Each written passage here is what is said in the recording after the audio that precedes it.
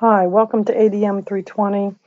This is another video I thought I'd create to help you with just finding probabilities based off of some data that's been gathered. In this case, I've made up some data. Hopefully you have it in front of you. If not, obviously the screen has all the information on it. 200 motorcycle drivers who are residents of Pennsylvania were surveyed and asked whether they wear helmets. Really nice. Let me fix this. It'll be fixed on yours. Results were given by a region of the state. Here's the results of our survey. You can see that we split up the state into three regions, Eastern, Central, and Western PA. PA is pretty rectangular, so it's easy to separate out. And we have the results. 55 said they wear helmets, 15 do not wear helmets in Eastern, 35, 17, 72, and 36. We can answer some questions about it, and these are just the basic concepts of probability. Look at part A. The question I made up is, using this sample data, compute an estimate of the probability that a motorcycle driver wears a helmet. Well, obviously here we're looking at the overall. And you'll notice that we actually have no overall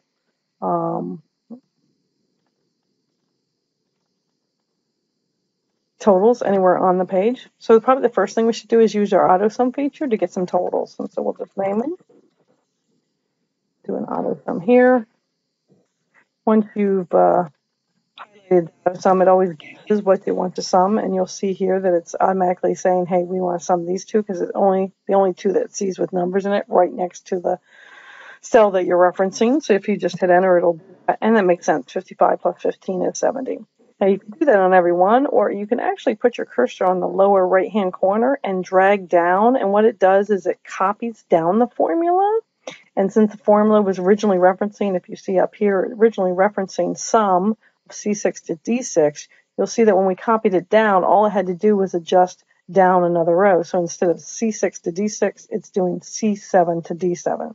And of course, when we copied it to the third row, it went down to C8 to D8. So that's a quick way to do sums. We'll do the same things for the columns. So I'll do an auto sum on the first one. You'll notice it's gathering. If you look up here in the bar, you can see what it wants to sum is the three cells in front of it, above it. And that makes sense. And that's 132. And then again, if you want to copy that formula, you can just drag it from the left-hand bottom corner. In this case, to the right, we want to drag it.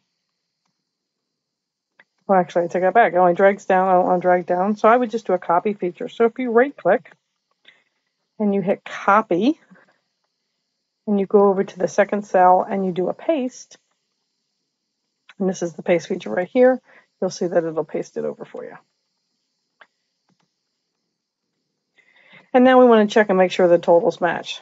Let's see if we got the 200 people that we thought. And indeed, if we do an auto sum, here you'll see it's grabbing E6 through E8, which is adding these three numbers together. And of course, I can tell by adding these two, I'm also going to get 200. So I don't seem to have any cell reference issues.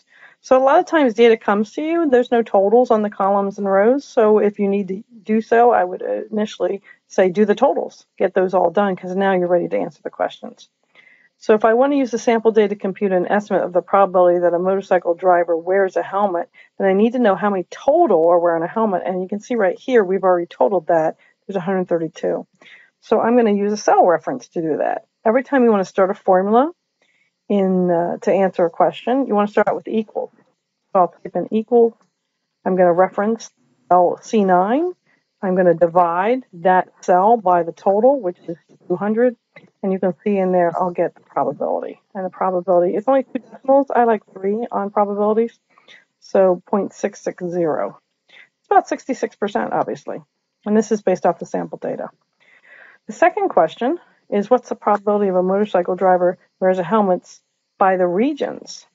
And initially, it looks like I would only have one answer, but I actually have to have 3 because there's 3 different ones. So let's copy that down. And then we can do it per each region. So for Eastern region, I need to know the total that wears a helmet divided by the total in that region. So I'm going to be working within this row only. I'm not dividing by the total of the 200. I need to know by region, so I can only divide by the total in that region. So we'll use an equals. We'll highlight the column C6 in the formula. We'll divide it by the total for that region, which is in E6. And hit enter. Now it gives us the decimals. I don't really need that many. We'll just use the here to decrease it down to 3, because 3 is pretty typical on probabilities.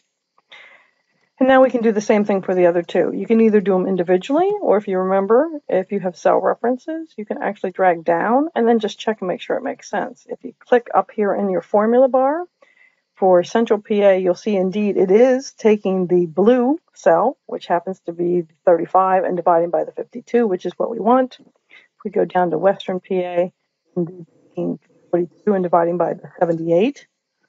And you can tell what's nice about Excel is it'll always highlight when it's talking about cells in different colors, so you can make sure you have the correct one in the numerator, correct one in the denominator, and et cetera when you're doing formulas.